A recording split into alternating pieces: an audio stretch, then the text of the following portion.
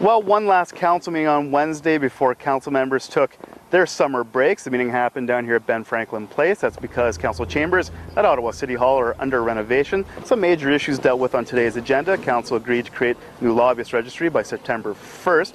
They also agreed to put $1 million more into the fight against the emerald ash borer.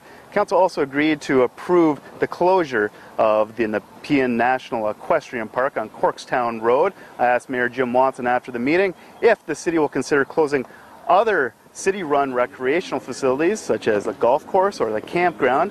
Here's what he had to say. Well, I think that the days of the city being all things to all people have to end. It's just not financially sustainable. The reason we moved on the equestrian park, as you know, was the lease came up. We still have a long-term lease with the golf course, which is also NCC land. But it doesn't prevent the board from going and looking at things like, is there a better way to deliver the service? Same with the camp authority.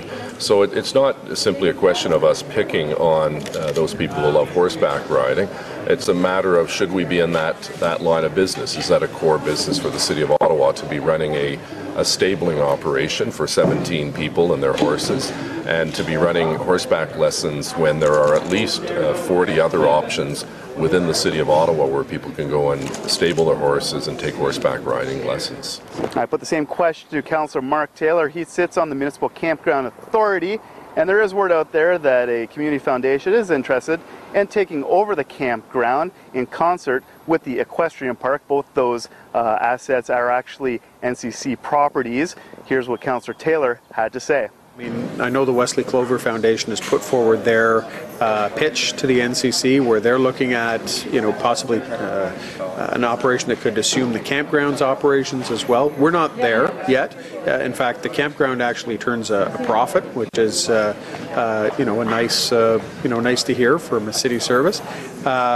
In terms of Pineview, again, these are areas where council made the decision that they wanted to be in these areas of mainstream fitness, fitness and recreation. So I don't anticipate that this is the leading edge of us getting out of the recreation business, but I think what you saw today was, as a result of several years of hard work, council finally said, look, we can't get to a point where we're even approaching cost recovery, so we can't continue this. Now, council meets again towards the end of August, and by that time they'll be able to go back home to their council chambers at 110 Laurier Ave.